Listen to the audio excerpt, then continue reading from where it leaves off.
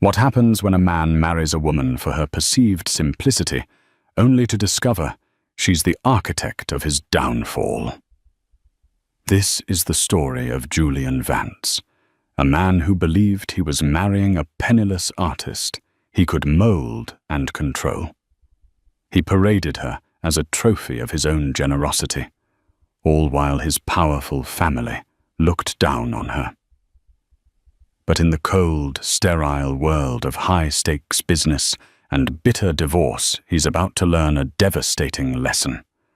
The meek little wife he's so eager to cast aside is about to sign her divorce papers, not with tears, but with the title of CEO of his biggest rival, a company that now owns his future. Get ready for a story of secrets, betrayal, and epic revenge. The crystal chandeliers of the Vance estate dripped light onto the polished marble floors, illuminating the silent judgment in the eyes of the guests. It was the annual Vance Foundation Gala, a night where old money and new ambition mingled over champagne and canapes, and at the center of it all, standing beside her husband, was Alice Morgan, feeling less like a wife and more like a carefully curated exhibit. "Julian, darling, you must be so proud," cooed a woman whose diamonds could likely fund a small nation. "To take a girl like this and give her, well, all of this. It's terribly noble." Julian Vance squeezed Alice's shoulder, a gesture that was meant to look affectionate but felt possessive. He smiled a practiced, polished smile that never quite reached his eyes. "Alice is my greatest project," he said, his voice loud enough for the circle of listeners to hear. "She has a raw talent, a simple purity that's so rare in our world. I'm just giving her the stability she needs to truly flourish." Alice forced a small, polite smile. Project. The word echoed in her mind, another brick in the wall he'd been building around her for the past 3 years. When she had met Julian, she had been working part-time in a small art gallery, living in a modest apartment and spending her evenings painting. She told him she was an orphan, that she had no family to speak of, which was a truth of a certain kind. Her parents were gone, and the rest of her family was complicated. He had been utterly charmed by her supposed naivety. He, the dynamic, self-made heir to Vance Innovations, a burgeoning tech empire, had found a diamond in the rough. He loved telling the story of how he'd found her painting alone in a dusty studio, a struggling artist with a soul too pure for the cruel world. He'd rescued her. Their courtship had been a whirlwind of grand gestures, all designed to highlight the chasm between their worlds. He'd take her to opulent restaurants and laugh indulgently when she marveled at the prices. He'd buy her designer clothes she never asked for, replacing her comfortable jeans and worn sweaters with silk and cashmere that felt like a costume. The most difficult part of the charade was his mother, Margaret Vance. A woman carved from ice and disdain, Margaret saw Alice as nothing more than a gold-digging interloper with no breeding and no connections. "I simply don't understand the attraction," Julian Margaret had said to him a week before the wedding. Her voice a low hiss in the library of the estate, assuming Alice was out of earshot. "Her family is a void. She brings nothing to this family. No name, no portfolio, no leverage. She is a charity case." Julian had defended her, but his defense was almost as insulting as his mother's attack. "She's good for me, Mother. She's simple, uncomplicated. She adores me without agenda. After all the sharks I deal with in the boardroom, it's refreshing to come home to someone who is just grateful." Tonight at the gala, the performance continued. Julian guided Alice through the crowd, pointing out tech moguls and banking tycoons. "That's Marcus Thorne of Thorne Industries," he'd whisper. His company is ripe for a takeover, but his board is loyal. We're working on a strategy to fracture that loyalty. Alice would nod, her expression placid. That sounds challenging, she'd say softly. What she didn't say was that she had read Thorn Industries' last 3 quarterly reports, had noted the over-leveraged position on their R&D for a product that was already obsolete, and knew that a direct takeover was foolish. The smart play was to acquire their primary debt holder and squeeze them into compliance. It was a simple, elegant solution Julian, in his arrogance, had likely overlooked. But she remained silent. That was her role. The evening wore on, a blur of fake smiles and condescending praise. As Julian was deep in conversation with a politician, Margaret Vance glided over to Alice, her eyes sweeping over Alice's simple, elegant black dress. A dress Julian had picked out. You look presentable. Margaret began the word, hanging in the air like a bad smell. I trust you're remembering your place, dear. Smile, look admiringly at my son. And for God's sake, don't offer any opinions on subjects you know nothing about. That includes art business and politics. Alice met the older woman's gaze, her heart a steady rhythmic beat. She didn't flinch. Thank you for the advice, Margaret. I'll be sure to give it the consideration it deserves. The polite, dismissive tone caught Margaret off guard. She narrowed her eyes, searching for a hint of the cowed, insecure girl she expected to find. She found none. She saw only a calm, unnerving stillness. Before she could retort, Julian returned, beaming. Darling, I was just telling Senator Thompson about your painting. He's a patron of the arts, you know. Alice smiled at him, the perfect picture of the adoring wife. That's lovely, dear. Later that night, as they were driven home in Julian's Bentley, he seemed energized by the evening's success. It went well, don't you think? We made a great impression. Everyone can see how happy you make me. I'm glad, Julian, she said, looking out the window at the city lights blurring past. You were very quiet tonight. He noted a hint of criticism in his tone. When my mother was speaking to you, you barely said a word. I was just listening, Alice replied. It's important to listen. He reached over and patted her hand. Exactly. That's what I love about you. No drama, no ego. Just my sweet, simple Alice. She turned from the window and looked at her husband. Really looked at him. She saw the ambition burning in his eyes, the casual arrogance in the set of his jaw, the complete and utter conviction that he understood her, that he owned her world.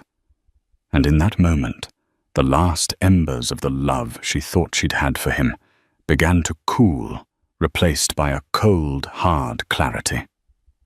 She was a project, a charity case, a simple, uncomplicated thing to be owned and displayed. He had absolutely no idea who he was married to. The illusion of a peaceful domestic life began to fray in the face of Julian's escalating ambition. Vance Innovations was in the fight of its life. For months, they had been aggressively pursuing the acquisition of a smaller, innovative robotics firm called Omnitech. It was supposed to be a straightforward corporate conquest, a move that would cement Vance Innovations as the undisputed leader in their sector. But a ghost had entered the game. A rival bidder, working through a series of shell corporations, was consistently and surgically outmaneuvering them. Every time Julian's team prepared a bid, the mysterious competitor would anticipate it countering with a slightly higher, perfectly calculated offer. They drove the price up, bleeding Vance Innovations' capital reserves, making Julian look foolish and inept. The pressure was making him volatile. He would come home late, his face a thunderous mask, and pace the length of their cavernous living room, barking into his phone at his subordinates. How are they ahead of us? Do we have a leak? I want every terminal swept, every executive's financials scrutinized. Someone is feeding information to them. He roared one evening, slamming his phone down on the marble countertop. Alice, who had been sketching in a notebook at the dining table, looked up. "Is everything all right, Julian?" "No, it's not all right," he snapped, running his hands through his perfectly styled hair. "It's Nexus Dynamics. It has to be them." Alice felt a flicker of something not surprise, but a grim satisfaction. Nexus Dynamics. I thought their CEO, Robert Chen, was on medical leave. Julian scoffed, pouring himself a generous measure of whiskey. Chen might be out of commission, but the snake pit he built is still running. They've always been a thorn in my side. Devious aggressive. They fight dirty. He took a large swallow of his drink. This Omnitech deal was meant to be my masterpiece, my legacy, and they're turning it into a public humiliation.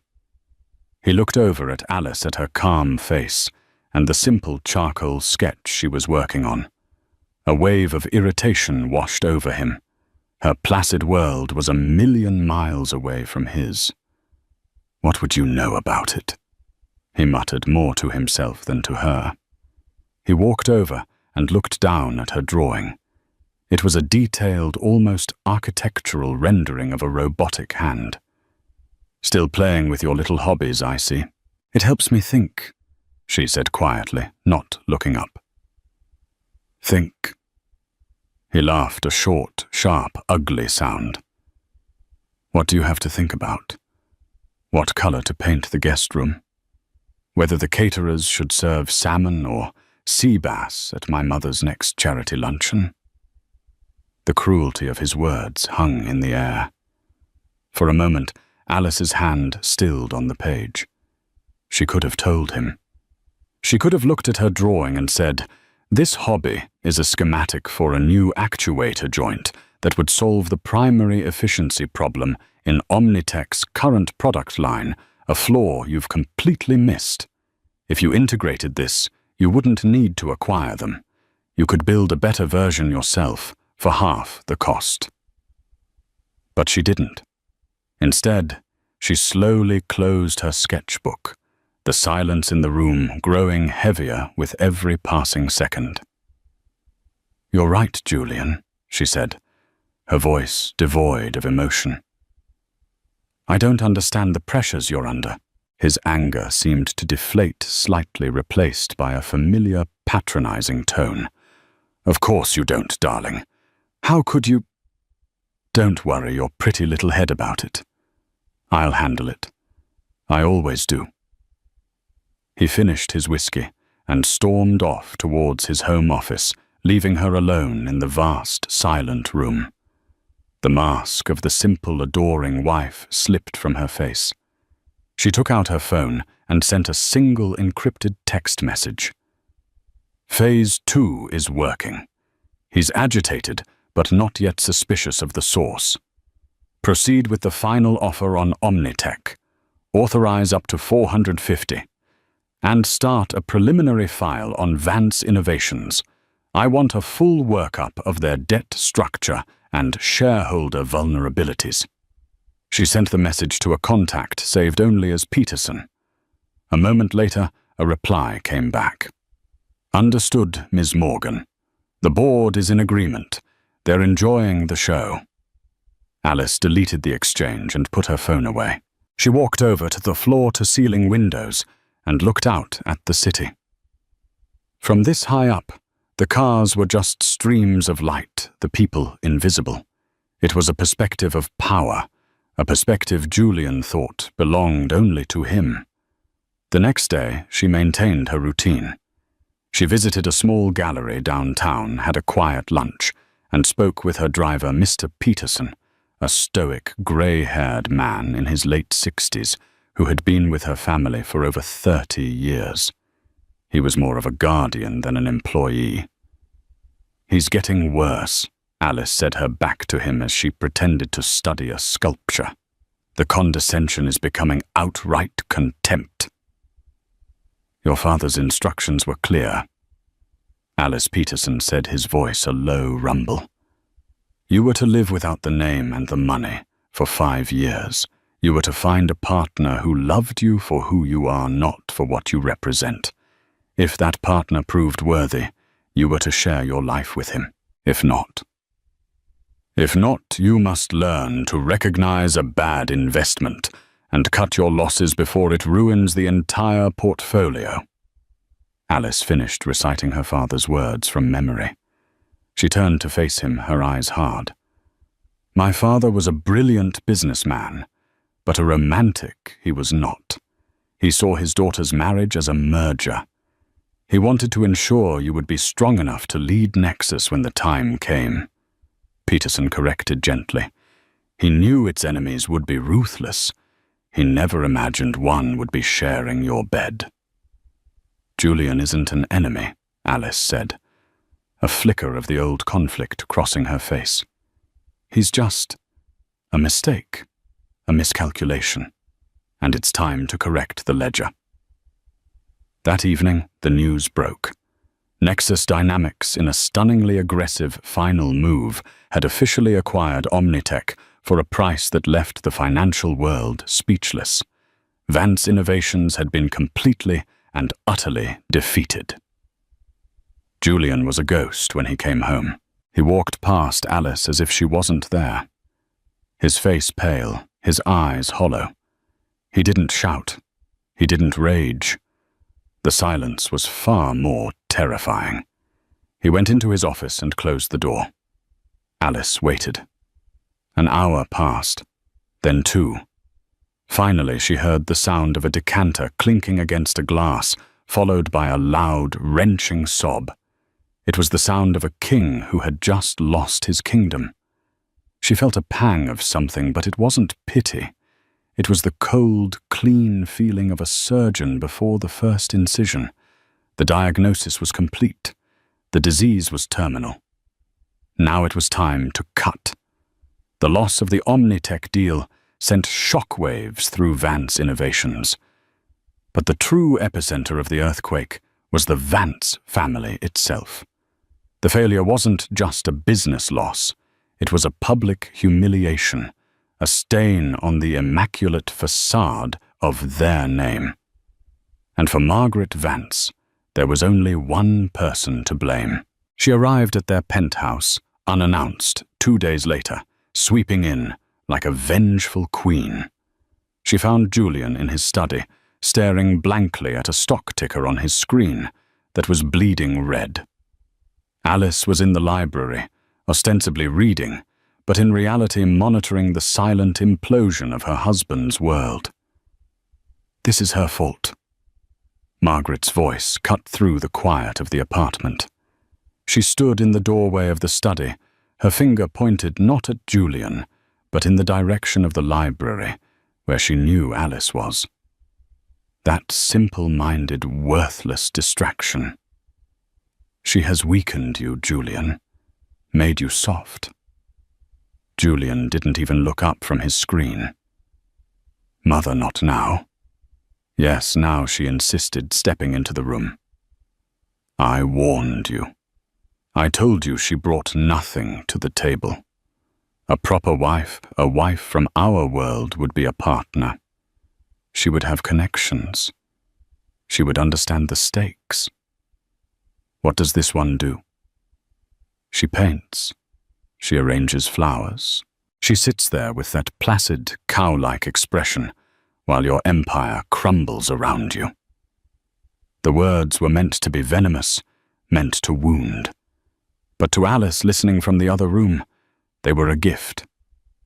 Margaret was doing her work, for her expertly poisoning the well, pushing Julian towards a decision he was too proud to make on his own. "What would you have me do?" Julian finally asked, his voice rough with exhaustion and defeat. "Cut your losses. Margaret said, her voice dropping to a conspiratorial whisper. Sever the liability. You need to focus. You're facing the fight of your life against Nexus Dynamics. You cannot afford to be shackled to a charity case.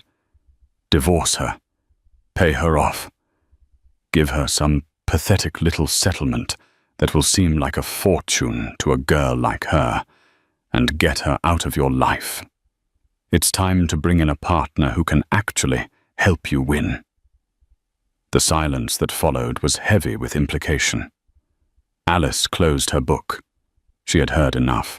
That night, Julian was a different man. The hollowed-out shock had been replaced by a cold, brittle resolve. He approached Alice in the living room where she was standing by the window, much as she had been the night he'd patronized her. Alice, we need to talk, he said, his tone formal, rehearsed. I know Julian, she replied, turning to face him. Her calmness seemed to unnerve him. He had expected tears pleading. This isn't working. He began launching into a speech that was clearly scripted by his mother and his own bruised ego. My life. It's more complicated than I ever led you to believe. The pressures are immense. The world I operate in is ruthless, and I need a partner who can navigate it with me. A true partner. And I am not that partner, she finished for him. Her voice a simple statement of fact. He nodded, relieved that she was making it so easy. You deserve to be happy, Alice. Truly. You deserve a simple life, a quiet life, with someone who can give you their full attention. Not this chaos. He was framing it as a kindness, an act of mercy. He was releasing her back into the wild where she belonged. I've had my lawyers draw up an agreement. He continued, pulling a document from his briefcase. He laid it on the coffee table. It's a divorce settlement. I think you'll find it's incredibly generous. There's a lump sum payment of $5 million. The deed to a lovely condo downtown. It's more than enough for you to live comfortably for the rest of your life. You'll never have to worry about money again. $5 million. He said it with such magnanimity as if he were bestowing a kingdom upon a peasant.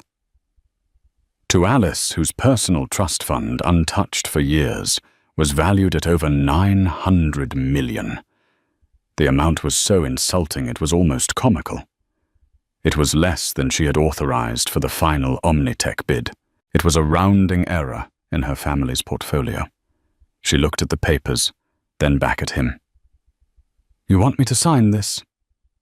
It's for the best, he said, his confidence growing. We can do this quickly, quietly. No need for a messy public spectacle. We'll say we grew apart. It's amicable. Alice walked slowly to the table. She picked up the top page, her eyes scanning the legal jargon. She saw her name, Alice Morgan, typed out, a woman with no listed assets, no employment, no declared family. A blank slate he was trying to wipe clean. She thought of the past 3 years, the casual humiliations, the condescending pats on the hand, being called his project. She thought of his mother's sneering face and Julian's self-satisfied smiles. She thought of the empire her father had built, Nexus Dynamics, an empire built on brilliance, foresight, and the courage to make hard decisions. Her father's voice echoed in her head. Recognize a bad investment and cut your losses. A slow, cold smile touched her lips. It was a smile Julian had never seen before. It was not the smile of his sweet, simple Alice. It was the smile of a predator that had finally cornered its prey. You're right, Julian, she said, her voice so soft it was almost a whisper. It is time to sever the liability. She let the paper drift from her fingers, back onto the table. I'll have my legal team look this over, she said, her tone suddenly crisp, professional. "We can schedule a meeting to finalize everything.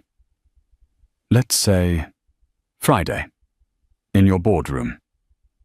Julian was taken aback. "Your legal team, Alice, there's no need for that. This is a simple, generous offer. Don't complicate this." "Oh, I won't complicate it," she assured him, walking towards the bedroom. "I'm all for simplifying things." Friday, 10 a.m. Be there. She closed the bedroom door behind her, leaving Julian standing in the living room. A flicker of uncertainty, finally breaking through his arrogant facade.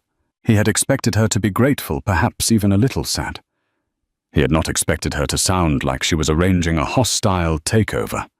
For the first time, he felt a sliver of fear, a primal sense that he had just made a terrible, irreversible mistake.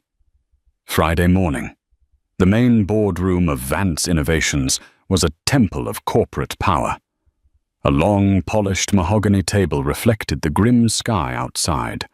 At the head of the table sat Julian Vance, flanked by his two lawyers, Gerald and Simon. He projected an air of calm control, but underneath a current of anxiety hummed. Alice's strange demeanor had unsettled him. Margaret Vance was also present, seated in a chair against the wall. She had insisted on being there to witness the final triumphant removal of the liability from their lives. She wore a smug, victorious expression. The clock on the wall ticked to 10:00 a.m. Then 10:01. Tardy. How typical. Margaret sniffed from her corner. Julian's lawyer, Gerald, cleared his throat. "Mr. Vance, the agreement is straightforward. She signs, the funds are transferred upon finalization of the divorce, and the matter is closed." At precisely 10:02, the double doors to the boardroom swung open. But it wasn't a timid, sad-looking Alice who entered. It was a woman transformed. Alice Morgan strode into the room wearing a bespoke, dark navy power suit that screamed authority. Her hair, usually worn soft and loose, was styled in a sleek, severe chignon. Her face was set in a mask of cool, unassailable confidence. She didn't look like she was coming to a divorce settlement. She looked like she was coming to war. And she was not alone. Behind her walked two men. The first was the family driver, Mr. Peterson, who now looked less like a chauffeur and more like a chief of security. The second was a sharp, silver-haired man in an impeccably tailored suit carrying a thick leather briefcase. Julian vaguely recognized him from financial news programs.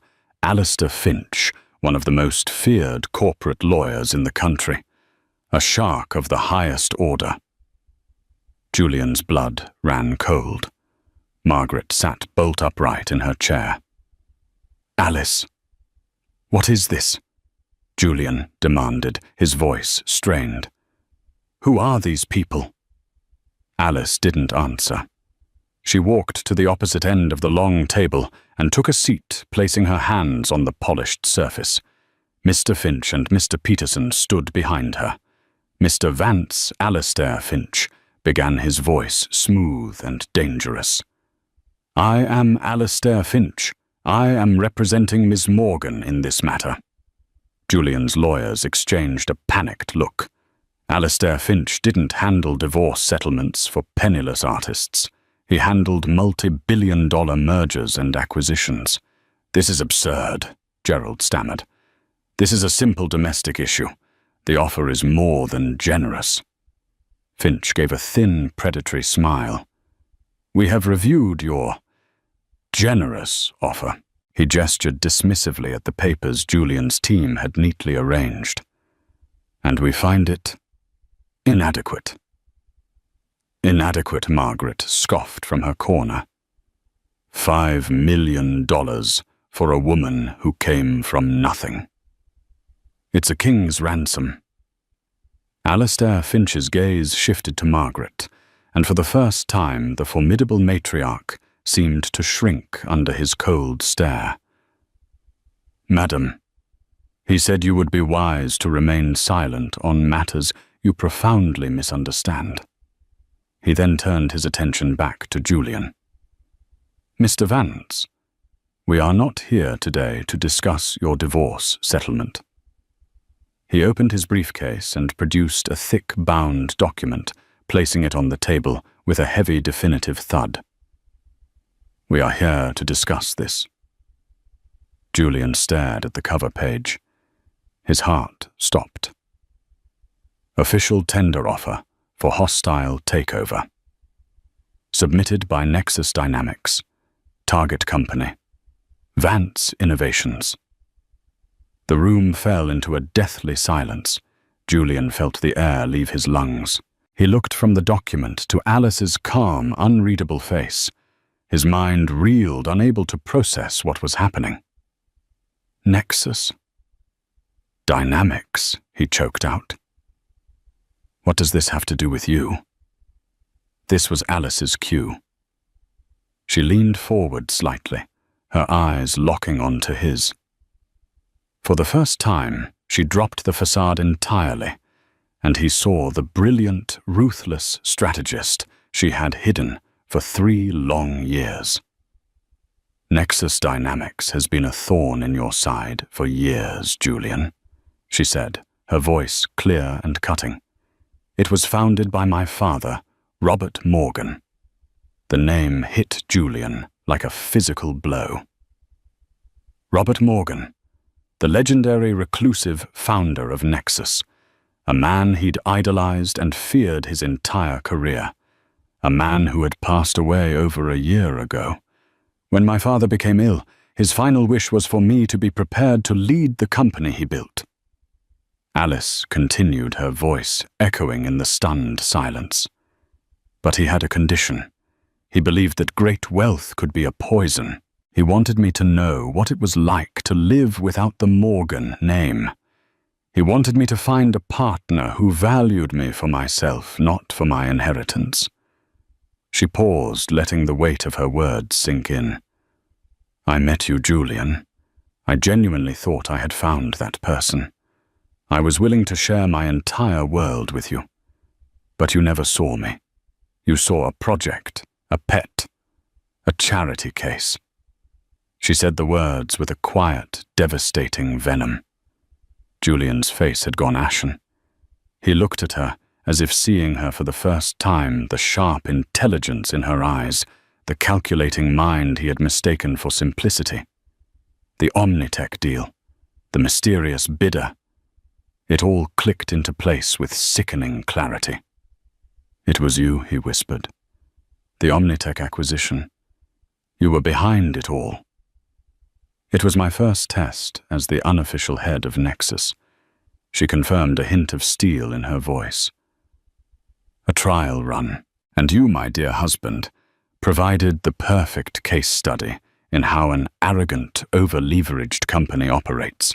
You were so focused on the prize, you never bothered to check who you were bidding against." Alistair Finch chose that moment to twist the knife. "Mr. Vance, following the acquisition of Omnitech and the subsequent damage to your company's market value, Nexus Dynamics, acting on Ms. Morgan's authority, began acquiring your corporate debt from various creditors. As of 9 a.m. this morning, Nexus Dynamics became the majority holder of your debt. This takeover bid is frankly a formality.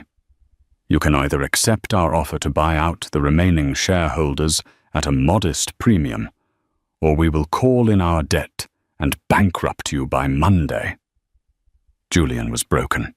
He slumped in his chair, his empire, his legacy, his entire world crumbling to dust around him. He looked at his mother, whose face was a mask of pure, horrified disbelief. Then he looked back at Alice. The woman he had planned to discard with a pittance was about to own his entire life's work. Alice picked up a pen. She reached across the table and pulled the original divorce document, his generous offer, towards her. She looked Julian directly in the eye, a cold fire burning in her gaze. "You wanted a divorce, Julian. You wanted me to sign the papers," she said. She uncapped the pen. With a steady, deliberate hand, she signed her name on the signature line he had intended for his meek little wife. But she didn't just sign Alice Morgan. She wrote in bold, clear script, "Alice Morgan, Chief Executive Officer, Nexus Dynamics." She pushed the paper back towards him. There, she said, her voice leaving no room for argument. "The divorce is settled. Now let's talk about the terms of your surrender." The aftermath in the boardroom was not loud or explosive. It was a silent, suffocating implosion. Julian Vance stared at the signature on the divorce paper, the title, Chief Executive Officer, burning itself into his retinas. It was a brand of humiliation so profound, so complete, that it went beyond anger into a realm of pure hollow shock. His lawyers, Gerald and Simon, were pale and mute, utterly outclassed and terrified. Margaret Vance, however, was the first to break. The smugness had evaporated, replaced by a ghastly, contorted expression of fury and dawning, horrified respect. She stood up, her knuckles white where she gripped the back of her chair. You deceitful little snake," she hissed, her voice trembling. "You played us. You lived in our house, ate our food. And you plotted this the entire time." Alice didn't even flinch. She simply turned her cool gaze upon her mother-in-law. "You're mistaken, Margaret. I didn't plot this when I married your son. I fell in love with a man I thought was strong, ambitious, and kind. But you and he showed me what he truly valued. Power, status, a partner who brings something to the table. You were right about one thing: I wasn't a suitable partner for the man he was. So I became a partner you both could understand. I brought the whole table." Her voice was not raised, but it cut through the room like a shard of ice. "I learned the rules of your world. And in your world, sentiment is a liability, and power is the only real currency. So consider this my graduation. You were my teachers." She rose from her seat, a commanding presence that filled the space Julian once dominated. "Alistair, you will handle the final details with Mr. Vance's representatives. I want the transfer of assets to begin by end of day. Integrate their viable R&D into our Omnitech division. Liquidate the rest. And draw up a severance package for Mr. Vance. Make it generous." The echo of Julian's own words was a deliberate, final twist of the knife. Alice walked towards the door, Mr. Peterson holding it open for her. She paused on the threshold and looked back one last time, not at Julian, but at the name Vance Innovations etched in chrome on the boardroom wall. "Oh, and one more thing," she said to Alistair, though her words were meant for the Vances. "Have that sign taken down by Monday. It's tacky." And then she was gone. The door clicked shut, leaving behind a silence thick with ruin. Julian finally moved. He let out a sound that was half laugh, half sob. He swept his arm across the table, sending papers, water glasses, and his phone crashing to the floor. "Did you see that, Mother?" he asked, his voice cracking. "Did you see what she did? My greatest project. She just dismantled my entire life in less than 10 minutes. Margaret sank back into her chair, all the fight gone out of her. She looked old and frail. She was never simple, she whispered, the horrifying realization finally dawning. That calmness, it wasn't stupidity, it was patience. The next few weeks were a blur of legal proceedings that were less a negotiation and more a controlled demolition. Alistair Finch and his team moved with brutal efficiency. The Vance Innovations name was scrubbed from existence. Its most valuable assets were absorbed by Nexus Dynamics. Its offices were downsized, its staff either let go or offered new contracts under the Nexus banner. Julian was forced to watch it all. He was a king presiding over the dismantling of his own castle. He had to sit in meetings with his former executives, who now reported to people appointed by Alice, and watch them discuss the transition with a professionalism that felt like betrayal. The personal fallout was just as devastating. Their social circle, the one that had lauded Julian for his noble marriage, now buzzed with the story. But Alice wasn't the villain. In the ruthless world of high finance, her move wasn't seen as deceitful, it was seen as brilliant. She was the stuff of legend, the hidden queen who had checkmated the arrogant king. Julian, on the other hand, was a cautionary tale. The man who held a winning lottery ticket in his hand and threw it in the trash because he thought it was a grocery receipt. He lost the penthouse, of course. It was a company asset.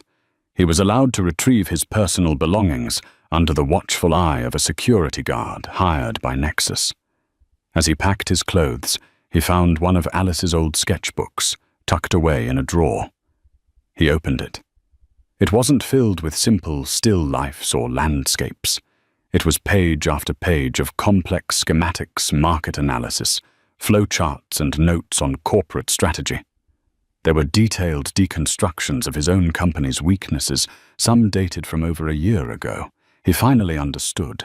She hadn't just been playing a role. She had been studying him.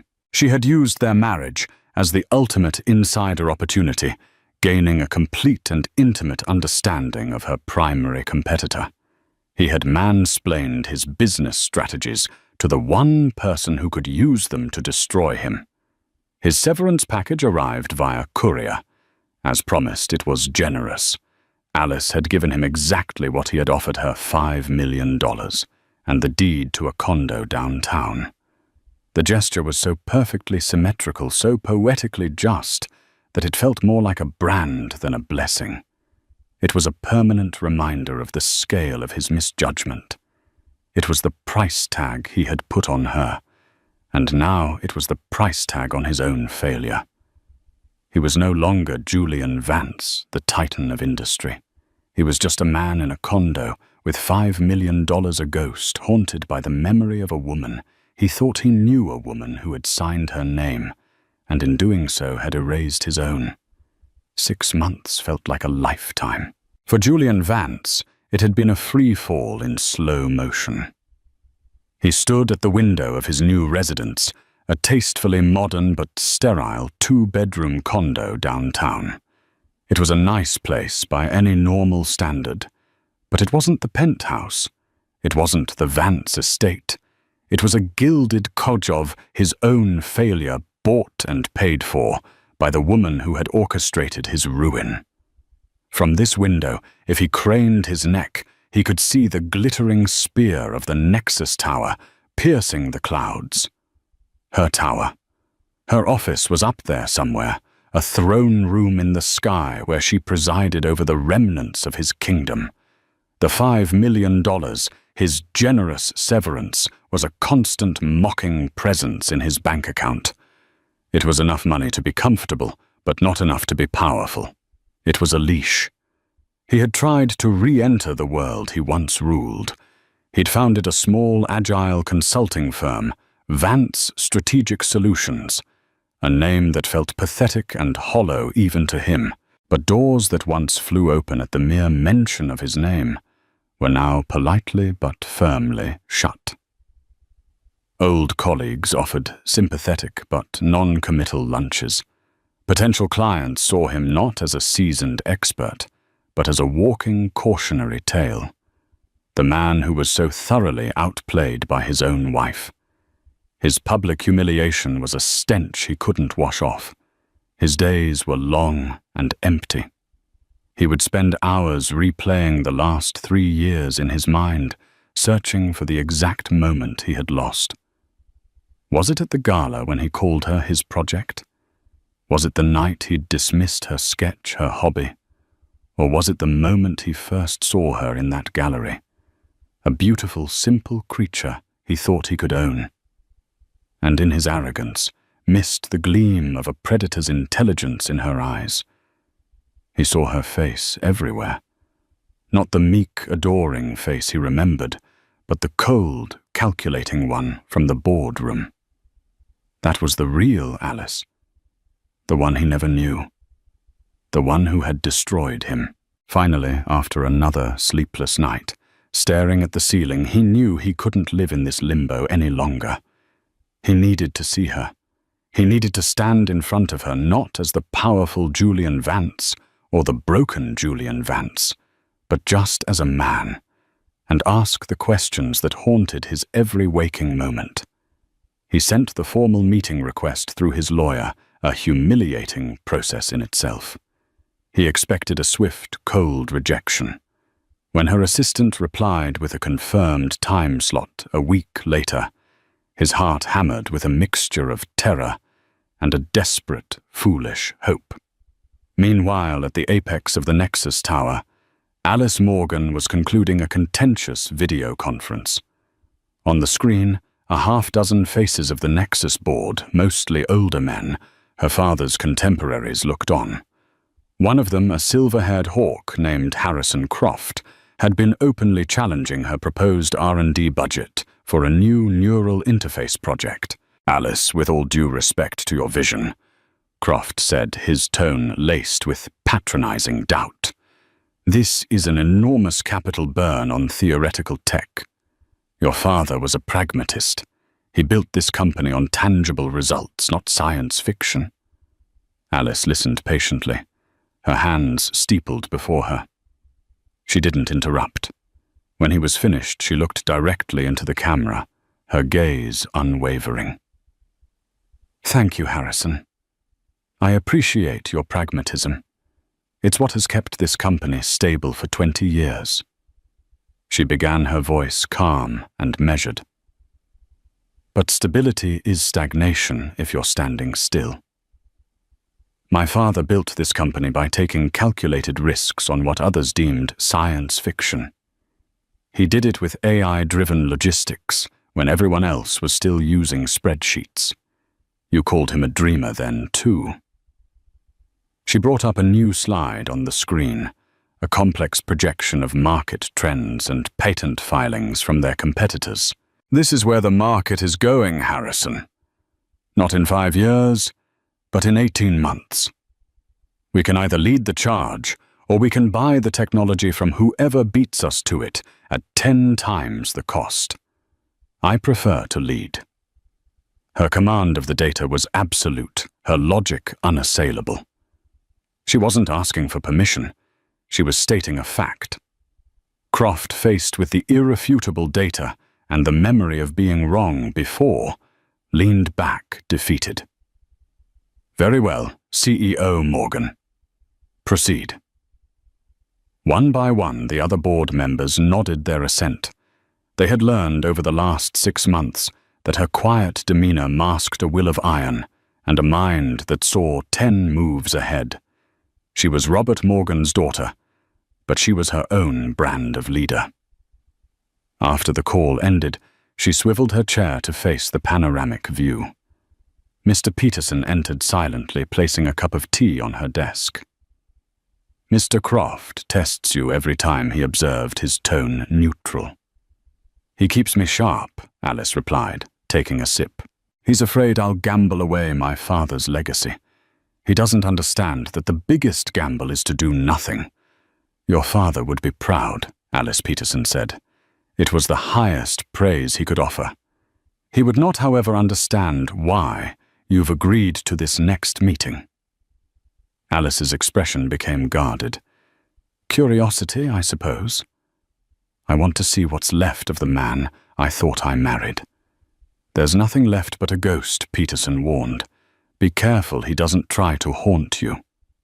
"I'm not afraid of ghosts, Peterson," she said, her voice firm. "I'm the one who made him one." An hour later, her assistant's voice came over the intercom. "Mr. Vance is here. Send him in," she instructed, her heart giving a single, hard thump against her ribs. The door opened, and Julian walked in. The sight of him was jarring. The expensive suit, the confident posture, the air of effortless superiority, all of it was gone. He was wearing a simple jacket and trousers that seemed a size too big for his diminished frame. He looked older, tired, and profoundly humbled. He stopped in the middle of the vast office, dwarfed by the scale of the room, by the power it represented. "Alice," he said, his voice barely a whisper. "Julian." She replied, her tone cool and professional. She gestured to a leather chair, positioned a generous distance from her desk. "Please, sit." He sat stiffly, his hands clasped awkwardly in his lap. He looked around the office at the view at the name Nexus Dynamics, subtly embossed on the wall. He was a foreigner in a land he once believed was his birthright. I don't know why I'm here. Really." He began the words, tumbling out in a nervous rush. "I mean, I do. I needed to see you, to try and understand." Understand what Alice asked, her voice devoid of emotion. The mechanics of the takeover were quite straightforward. "I'm sure my legal team's final report was thorough." He flinched, as if she had struck him. "No, not that. I understand the business of it. It was a masterpiece. A brutal, perfect masterpiece. The compliment was raw, painful. I don't understand the why. Not the corporate strategy, the personal strategy. The 3 years, Alice, our life, our marriage. Was any of it real?" It was the question that lingered in the ashes of their life together. Alice leaned back in her chair, allowing a flicker of the woman he once knew to surface. It was at first, she said, her voice softening almost imperceptibly. "When I met you, it was all real. I was so tired of my world, Julian. Tired of men trying to date my father's portfolio.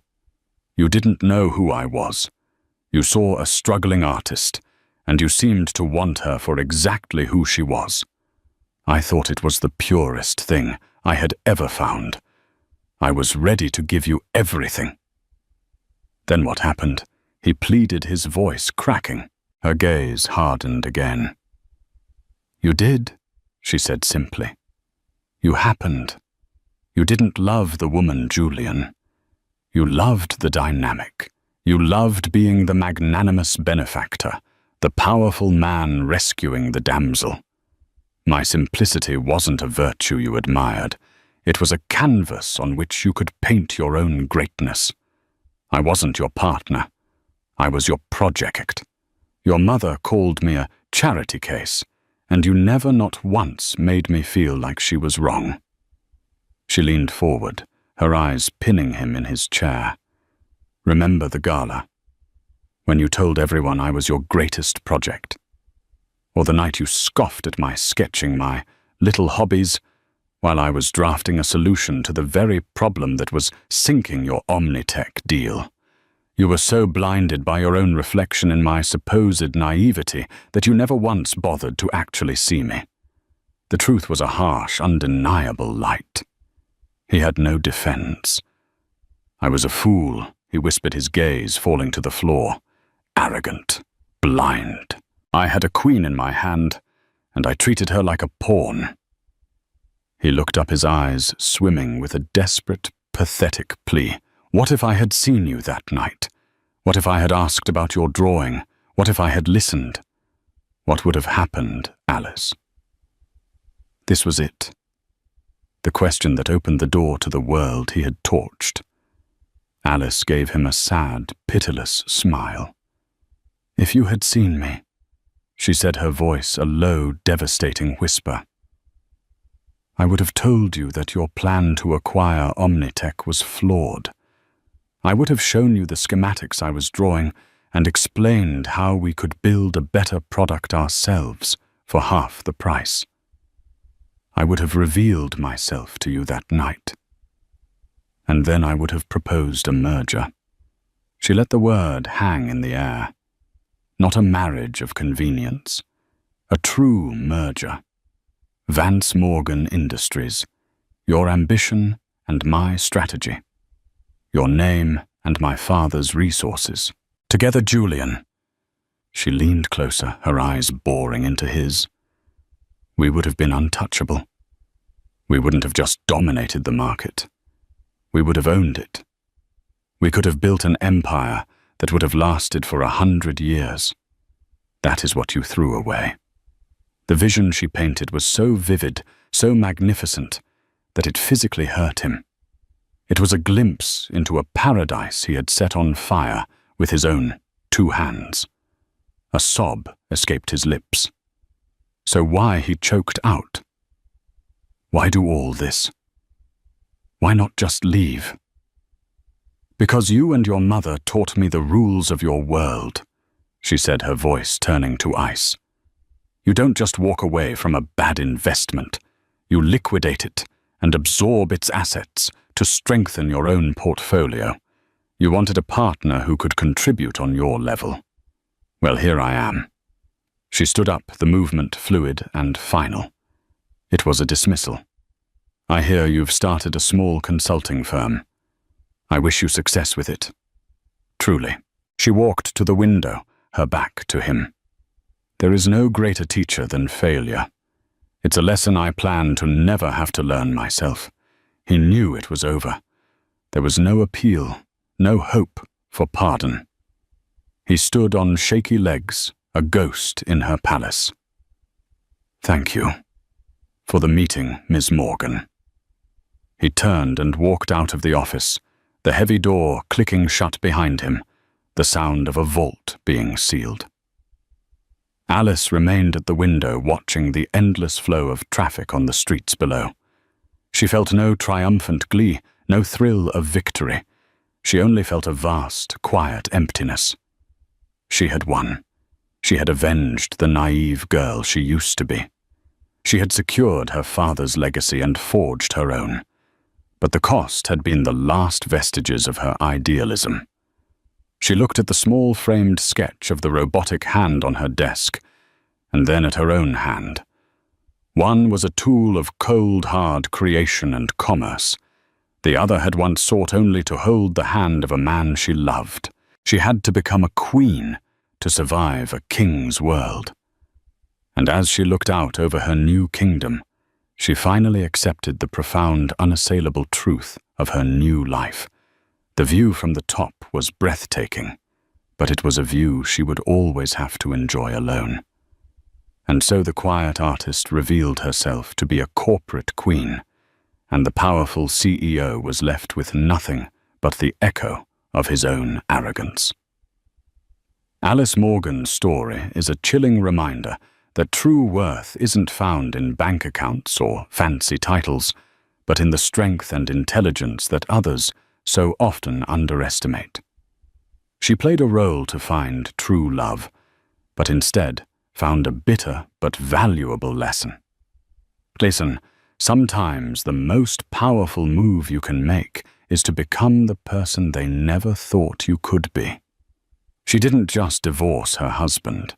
She acquired his world, proving that the best revenge isn't loud and messy.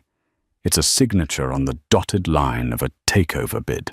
If Alice's story of epic revenge and self-discovery resonated with you, don't forget to hit that like button. Share this video with someone who would appreciate a story of ultimate empowerment, and be sure to subscribe to our channel for more real-life dramas that will keep you on the edge of your seat. Let us know in the comments, was Alice's revenge justified?